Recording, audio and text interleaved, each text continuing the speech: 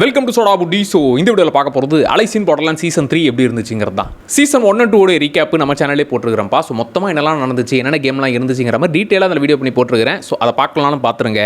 எந்தெந்த கேரக்டர்ஸ் எந்தெந்த கேம்லாம் விளையாடி இப்போ இது வரைக்கும் வந்து நின்றுக்கிறாங்கிறது மொத்தமாக உங்களுக்கு கிளியராக புரியும். சரி, இந்த சீசன் 3 பொறுத்த வரைக்கும் மொத்தமாக 6 எபிசோட் இருக்குது. தமிழ் டப்பிங்லேயுமே இருக்குது. இதோட கடையை சாத்த போகிறதுலாம் இல்லைப்பா, அடுத்தடுத்து நான் கண்டினியூ பண்ண தான் போகிறோங்கிற மாதிரி அடுத்த சீசன் இருக்க போகுதுங்கிற மாதிரி தான் முடிச்சிருக்கிறாங்க. இதில் கதை என்னன்னா, சீசன் 1 பொறுத்த வரைக்கும் என்னடா எங்கள் ஊரே மொத்தமாக காணாமல் போச்சு, இங்கே இருந்தவங்க எங்கடா போனாங்கிற மாதிரி ஒன்றுமே புரியாமல் அடுத்தடுத்து கேம்லாம் விளையாடி இதில் ஜெயிச்சாதான் உசுறு பழைக்க முடியுமாங்கிற மாதிரி என்ன இது கேம்னு தெரியாமல் சீசன் 1 முழுக்க சுற்றிக்கிட்டு இருப்பாங்க. சீசன் 2ல் டேய் டென்ஷன் ஆகுதுரா, எப்போ தானே இந்த கேம் முடிக்க போறீங்க, என் வேர்ல்டுக்கு நான் போவேனா மாட்டேனா, இங்கேயே விளையாடிக்கிட்டே ஆய்ச்சி முழுக்க கிடப்பனா, என்ன தாண்டா சொல்ல வரீங்க, என்ன தாண்டா கேம் இது அப்படின்னு அந்த டென்ஷன் ஆகி அந்த கேமை முடிச்சாங்களா, இதுக்கு பின்னாடி என்ன விஷயம்னு தெரிஞ்சுக்கிட்டாங்களாங்கிற மாதிரி சீசன் 2ங்கிறது இருக்கும்.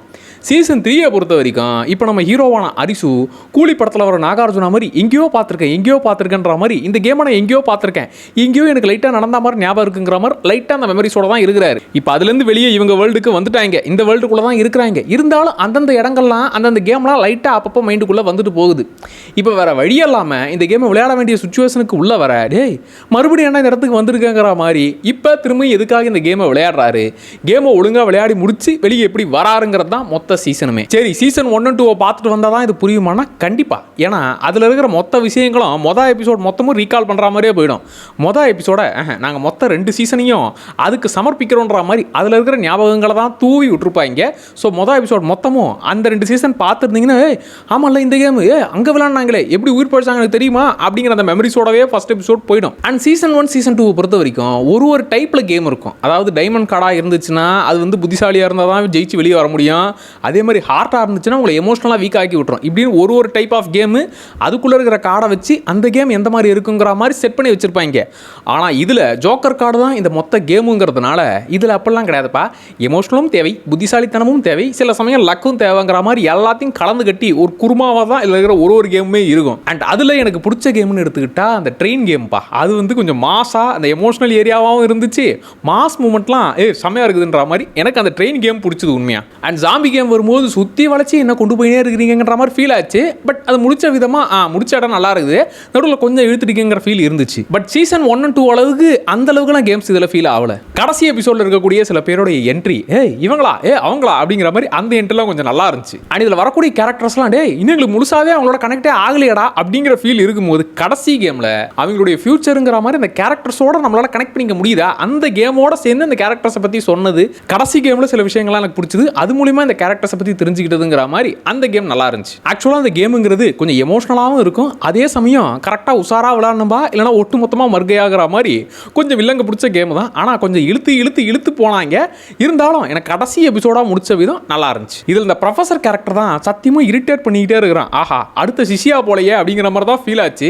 ஏன்னா சிஷியா கேரக்டர் ஸ்டார்டிங்கில் வரும்போது இன்னும் வில்லங்க முடிச்சவனாக இருக்கான். அதுலேயும் சீசன் 1 செய்கிற விஷயங்கள்லாம் கொஞ்சம் விபரீதமாக இருக்கும். ஸ்டார்டிங்கில் இன்னும் இவன் ஓவராக பண்ணுறான்ற மாதிரி ஃபீல் ஆகும்.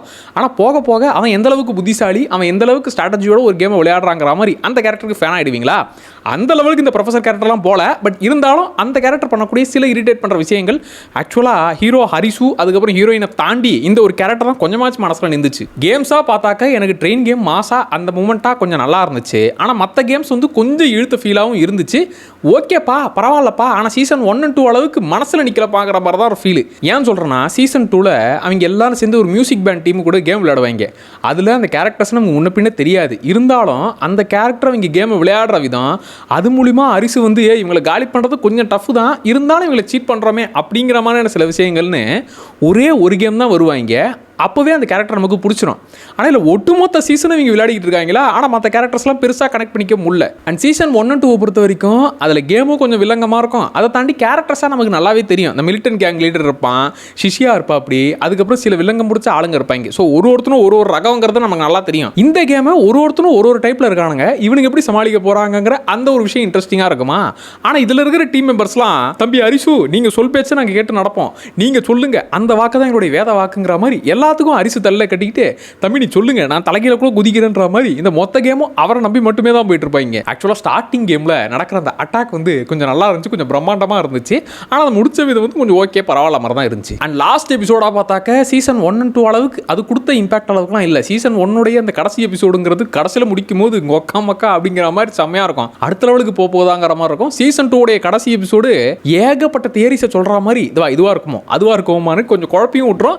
சில பேருக்கு ஆமாம் எப்படி முடிச்சாங்க அப்படிங்கிற மாதிரி ஒரு ஃபீலோட ஒரு மாதிரி ஆக்கி விட்டுரும்.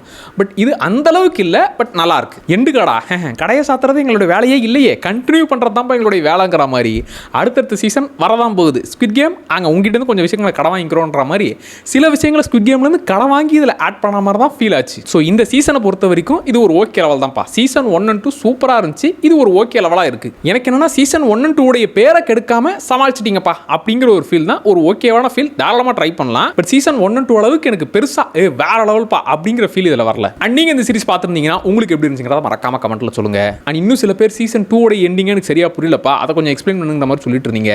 சீசன் 2 எண்டிங் அது இல்லாமல் இந்த சீசன் 3ல அண்ட் முக்கியமாக இந்த கேம் நடக்கிற அந்த இடங்கிறது என்னங்கிற மாதிரி நிறைய விஷயங்களை இந்த சீசன் 2ல சொல்லியிருக்காங்க, லைட்டாக ரிவீல் பண்ணிருக்காங்க. இன்னும் பல விஷயங்கள் போக போக ரிவீல் பண்ண போறாங்க. ஸோ இதுக்குன்னே தனியாக ஒரு வீடியோ எடுத்து போட போறேன். ஸோ சீசன் 3 எப்படி இருக்க போகுது, முக்கியமாக இந்த இடத்துல அதாவது இந்த சீசன் 3 நடக்கிற அந்த இடத்த பற்றி நிறைய விஷயங்கள், அந்த இடத்துக்கு எப்படி போகலாம் அப்படிங்கிற மாதிரி ஏகப்பட்ட விஷயங்கள் அதில் சொல்லியிருந்தாங்க. அதை பற்றி டீட்டெயிலாக ஒரு வீடியோ நம்ம சைட்லேருந்து வந்துரும்ப்பா. ஸோ அதில் இன்னும் உங்களுக்கு கொஞ்சம் கிளியராக புரிஞ்சிடும். மறக்காம சோடா அப்படி சேனலை சப்ஸ்கிரைப் பண்ணிக்கோங்க. Tata bye.